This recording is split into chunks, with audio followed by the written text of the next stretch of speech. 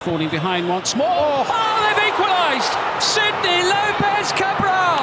2026 FIFA বিশ্বকাপের সেরা গোলের স্বীকৃতি পেয়েছেন কেপ ভার্দের মিডফিল্ডার সিডনি লোপেজ ক্যাব্রাল। আর্জেন্টিনার বিপক্ষে করা তার দুর্দান্ত গোলটি সমর্থকদের ভোটে নির্বাচিত হয়েছে গোল অব দ্য টুর্নামেন্ট। মায়ামিতে অনুষ্ঠিত রাউন্ড অফ 32-এর ম্যাচে বিশ্বকাপে অভিষেক হওয়া কেপ ভার্দে মুখোমুখি হয়েছিল আর্জেন্টিনার।